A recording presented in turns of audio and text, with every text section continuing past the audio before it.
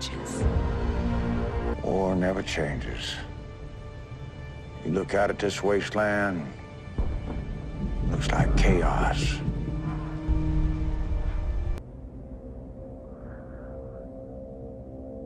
War never changes. The Romans waged war to gather slaves and wealth. Spain built an empire from its lust for gold and territory. Hitler shaped a battered Germany into an economic superpower. But war never changes. In the 21st century, war was still waged over the resources that could be acquired. Only this time, the spoils of war were also its weapons: petroleum and uranium. For these resources, China would invade Alaska, the US would annex Canada, and the European Commonwealth would dissolve into quarreling, bickering nation-states bent on controlling the last remaining resources on Earth. In 2077, the storm of World War had come again. In 2 brief hours, most of the planet was reduced to cinders. And from the ashes of nuclear devastation, a new civilization would struggle to arise. A few were able to reach the relative safety of the large underground vaults. Your family was part of that group that entered Vault 13. Imprisoned safely behind the large vault door, under a mountain of stone, a generation has lived without knowledge of the outside world. Life in the vault is about to change. War never changes. The end of the world occurred pretty much as we had predicted. Too many humans, not enough space or resources to go around. The details are trivial and pointless. The reasons, as always, purely human ones. The Earth was nearly wiped clean of life. A great cleansing, an atomic spark struck by human hands, quickly raged out of control. Spears of nuclear fire rained from the skies. Continents were swallowed in flames and fell beneath the boiling oceans. Humanity was almost extinguished, their spirits becoming part of the background radiation that blanketed the Earth. A quiet darkness fell across the planet, lasting many years. Few survived the devastation. Some had been fortunate enough to reach safety, taking shelter in great underground vaults. When the great darkness passed, these vaults opened, and their inhabitants emerged to begin their lives again. One of the northern tribes claims they are descended from one such vault. They hold that their founder and ancestor, one known as the Vault Dweller, once saved the world from a great evil. According to their legend, this evil arose in the far south. It corrupted all it touched, twisting men inside, turning them into beasts. Only through the bravery of this Vault Dweller was the evil destroyed. But in so doing, he lost many of his friends and suffered greatly, sacrificing much of himself to save the world. When at last he returned to the home he had fought so hard to protect, he was cast out, exiled.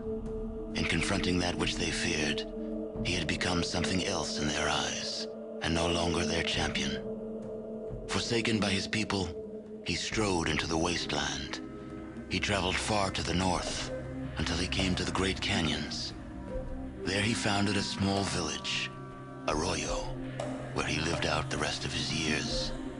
And so, for a generation since its founding, Arroyo has lived in peace, its canyons sheltering it from the outside world. It is home. Your home. But the scars left by the war have not yet healed, and the Earth has not forgotten.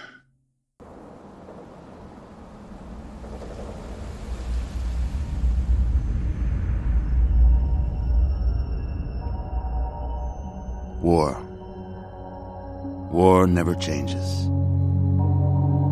Since the dawn of humankind, when our ancestors first discovered the killing power of rock and bone, blood has been spilled in the name of everything from God to justice to simple psychotic rage.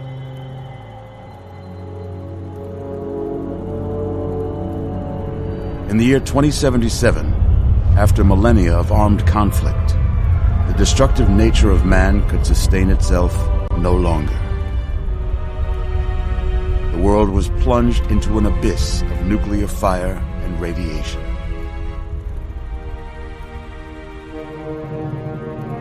But it was not, as some had predicted, the end of the world. Instead, the apocalypse was simply the prologue to another bloody chapter of human history. For man had succeeded in destroying the world, but war never changes.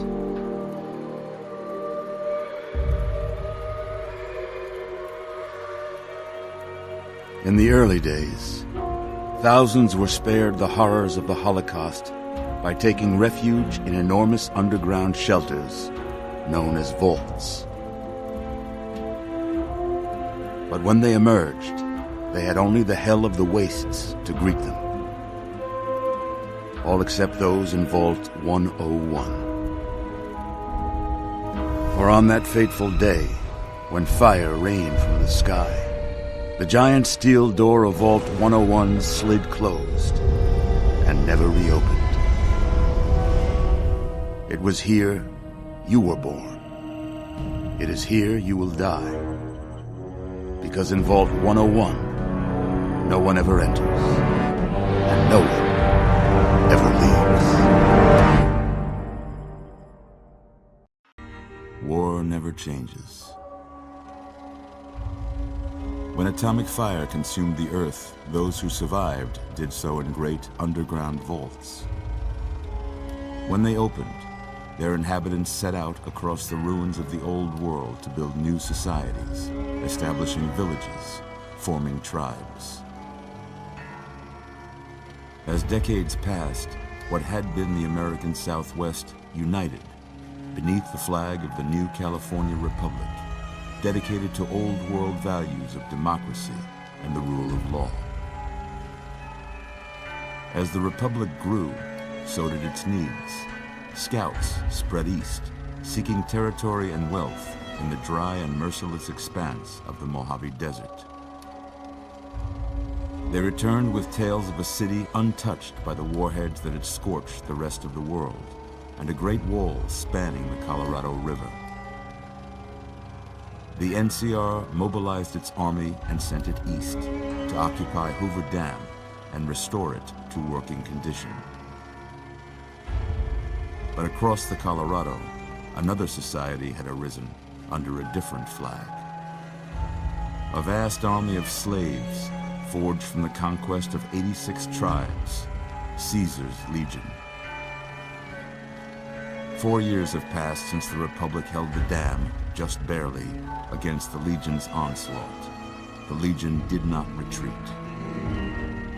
Across the river, it gathers strength. Campfires burn, training drums beat. Through it all, the New Vegas Strip has stayed open for business, under the control of its mysterious overseer, Mr. House, and his army of rehabilitated tribals and police robots. You are a courier, hired by the Mojave Express to deliver a package to the New Vegas Strip. What seemed like a simple delivery job has taken a turn for the worse.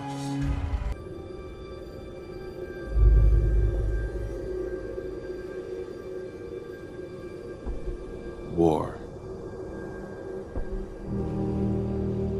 War never changes.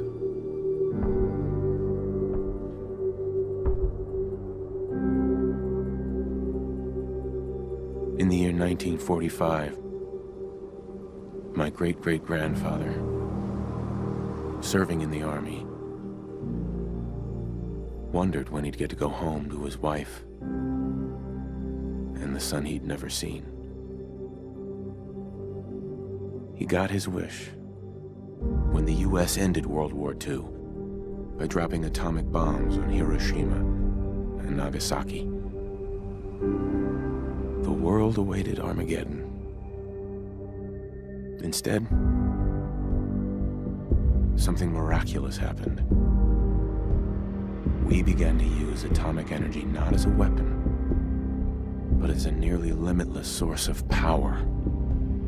People enjoyed luxuries once thought the realm of science fiction. Domestic robots, fusion-powered cars, portable computers. But then, in the 21st century, people awoke from the American dream. Years of consumption led to shortages of every major resource.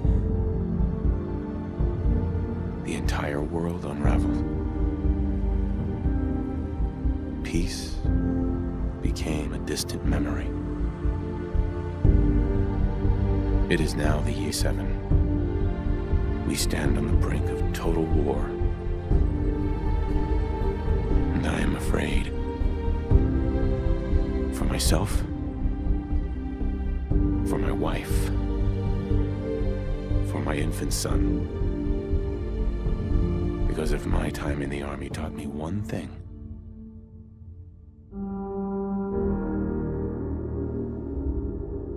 it's that war never changes.